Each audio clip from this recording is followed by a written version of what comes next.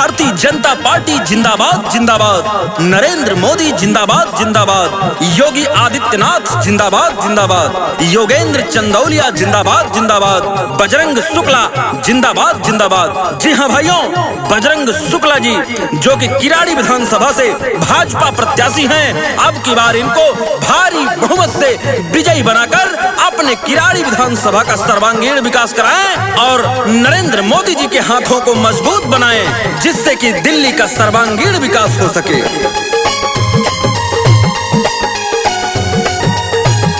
बजरंग शुक्ला के चुनाव जीताया ए भैया, बजरंग शुक्ला के चुनाव जीताया ए भैया, जीताया ए भैया, हो जीताया ए भैया, जीताया ए भैया, हो जीताया ए भैया, अपने किराड़ी से विधायक बनाया ए भैया, अपने किराड़ी से विधायक बनाया ए भैया, अपने किराड़ी से विधायक बनाया है भैया,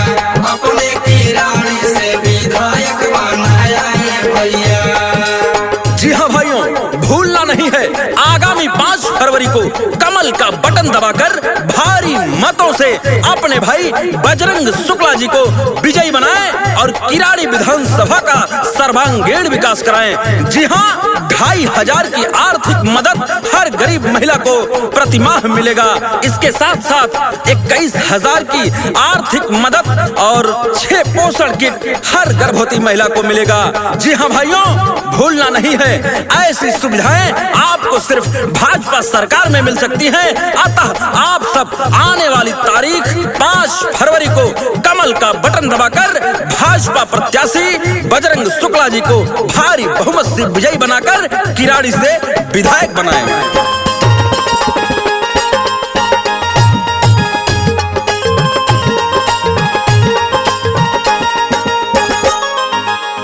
भैया के बाटे हो कमल निसनिया, कमल निशानिया हो कमल निशानिया, अब की दबाया तू है बटनिया, तू है बटनिया हो तू है बटनिया, भैया के बाटे हो कमल निसनिया, अब की दबाया तू है बटनिया, खिलाया ए भैया, हो खिलाया ए भैया, खिलाया ए भैया, हो खिलाया ए भैया, अपने दिल्ली में तू कमल खिलाया ए भैया, बजरंग शुक्ला के विधायक बनाया ए भैया, अपने किराड़ी से विधायक बनाया ए भैया,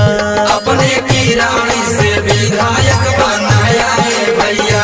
अपने किराड़ी से विधायक बनाया है भैया। जी हाँ भाइयों, अगर दिल्ली में भाजपा की सरकार बनती है तो 10 लाख तक का मुफ्त इलाज सभी वरिष्ठ नागरिकों को एवं निःशुल्क ओपीडी चिकित्सा और डायग्नोस्टिक सेवा भी मिलेगी। जी हाँ, वरिष्ठ नागरिकों की पेंशन 2000 से बढ़ाकर 2500 प्रतिमाह और 70+ वर्ष के वरिष्ठ नागरिकों, विधवाओं, बेसहारा एवं परित्यक्त महिलाओं की पेंशन 2500 से बढ़ाकर 3000 प्रतिमाह कर दी जाएगी। जी हाँ, अतः आप सब अब की बार अपने इरादे को मजबूत बनाएं और कमल का बटन दबाएं और अपने दिल्ली में भाजपा की सरकार बनाएं और भाई बजरंग शुक्ला जी को किराड़ी से विधायक बनाएं। जी हाँ, अगर अपने किराड़ी विधानसभा का सर्वांगीण विकास कराना है तो भाई बजरंग शुक्ला जी को भारी बहुमत से विजयी बनाकर विधायक बनाना है।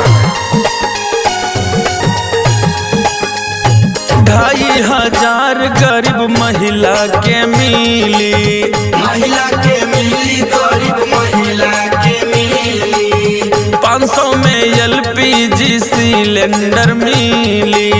सिलेंडर मिली भैया, सिलेंडर मिली, 2500 गरीब महिला के मिली, 500 में LPG सिलेंडर मिली, उठाया ए भैया, हो उठाया ए भैया,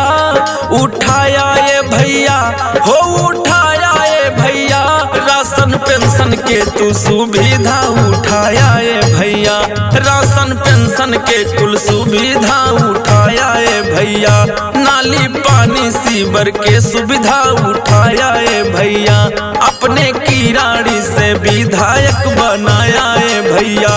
बजरंग शुक्ला जी के विधायक बनाया है भैया, अपने दिल्ली में तू कमल खिलाया है भैया, अपने मोदी जी के मान बढ़ाया है भैया, बजरंग शुक्ला जी के विधायक बनाया है भैया, अपने किराड़ी के विकास कराया है भैया। अपने